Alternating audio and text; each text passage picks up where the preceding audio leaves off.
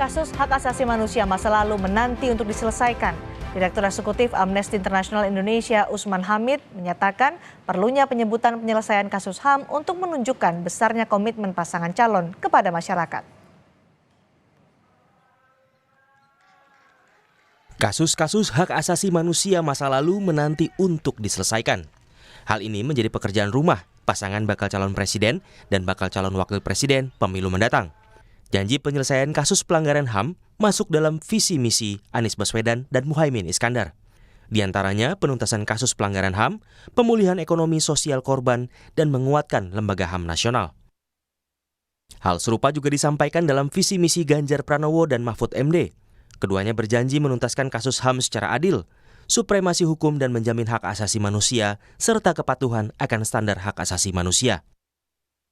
Sementara pasangan Prabowo Subianto dan Gibran Rakabuming berkomitmen menghapus praktik diskriminasi, prioritaskan UU Perlindungan Perempuan dan Anak, serta jaminan hak dasar kelompok rentan.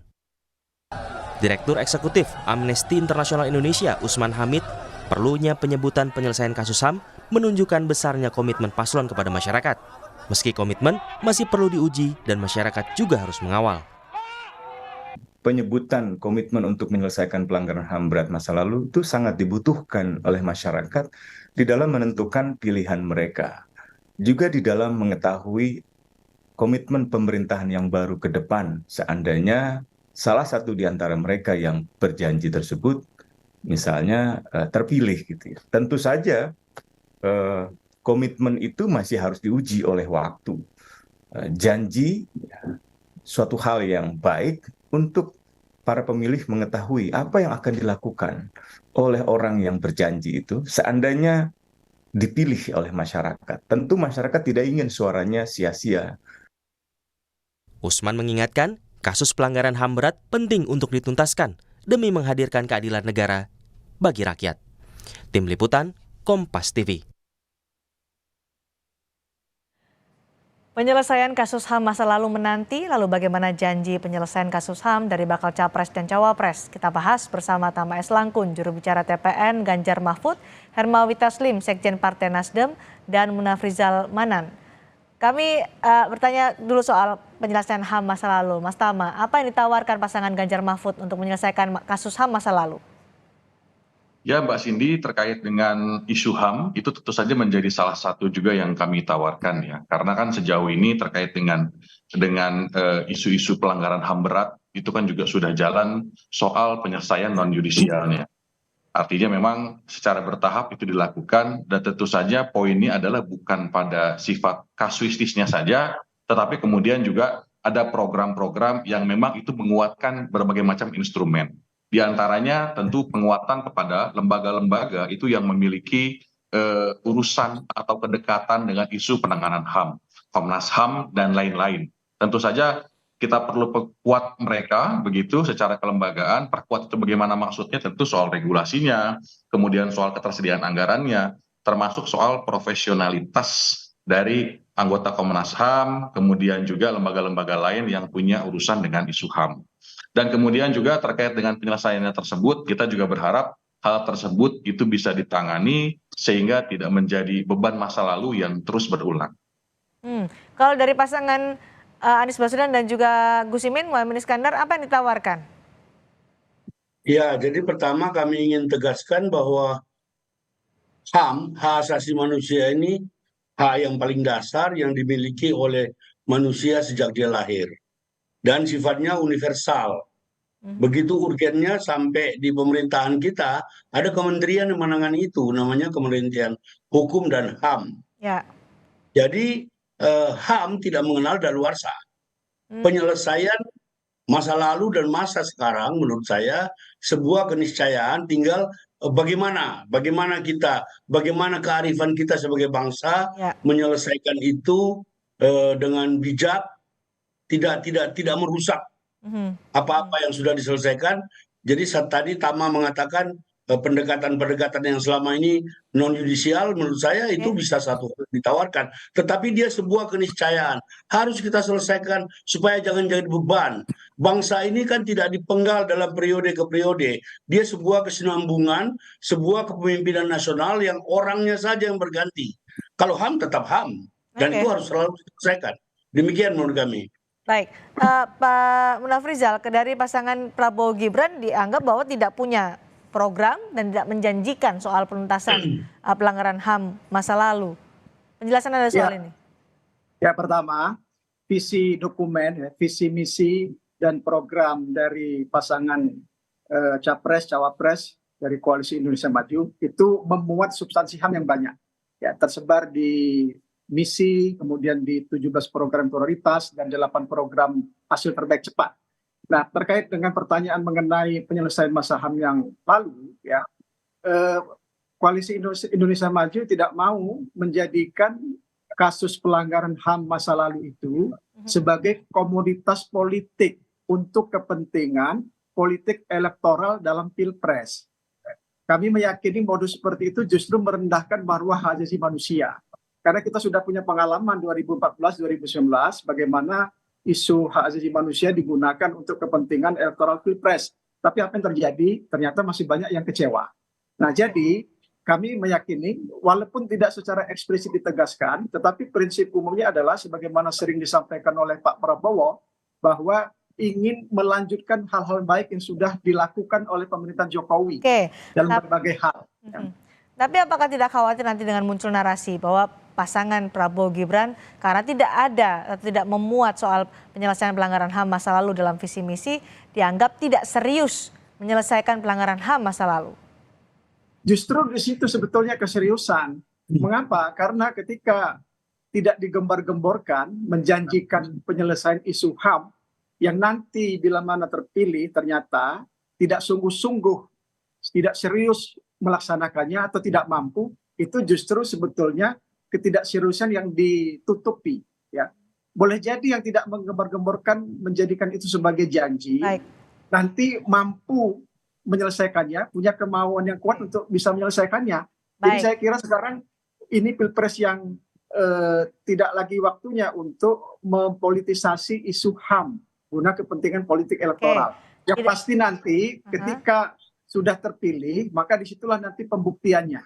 Baik, tidak dicantumkan, berarti Anda ingin menyatakan tidak dicantumkan bukan berarti tidak serius. Kalau memang dianggap serius, apa konkretnya yang akan dilakukan nanti oleh pasangan Prabowo Gibran untuk menyelesaikan kasus HAM masa lalu? Ya, pertama sebetulnya Pak Prabowo kan sudah punya catatan sejarah sebagai seorang yang punya potensi dan bahkan bukti untuk menjadi Bapak rekonsiliasi bangsa. Apa yang disebut sebagai di dalam istilah HAM penghilangan paksa, ya, itu Pak Prabowo kan sudah bertemu berkomunikasi dengan beberapa di antaranya, bahkan ada yang bergabung dalam Partai Gerindra yang dibentuk oleh Pak Prabowo. Bahkan Pak Prabowo juga mungkin tidak diketahui oleh banyak orang, bertemu juga dengan keluarga dari peristiwa 98. Jadi sebetulnya ini adalah hal yang lebih konkret, ya, apalagi nanti kalau misalnya terpilih sebagai presiden, maka akan lebih memungkinkan untuk bisa melakukan upaya penyelesaian terbaik bersama. Oke, nanti akan Pak Munafrizal bilang nanti kalau sudah terpilih baru akan terlihat, ya. Oke, kalau Mas Tama, apa konkretnya akan dilakukan oleh Ganjar Mahfud soal penyelesaian HAM masa lalu? Iya, Mbak Cindy, terkait dengan isu pelanggaran HAM masa lalu ini kan juga nggak cuma satu, ya, ada banyak. Tentu saja kita berharap ini semua bisa dituntaskan, tidak kemudian jadi permasalahan atau dosa yang kemudian tidak diselesaikan. Karena kita juga bicara soal HAM itu, kita bicara soal isu dunia. Tidak ubahnya seperti kita berbicara soal isu anti korupsi. Jadi saya rasa ini bukan soal bagaimana kemudian menjadikan isu HAM menjadi isu elektoral, tetapi lebih konkret bagaimana kemudian kasus-kasus diselesaikan. Ini yang penting karena terkait dengan penuntasan itu kita tidak hanya bicara soal perkara, tapi kita juga bicara terkait dengan korban-korban yang ada dan itu tidak cuma satu.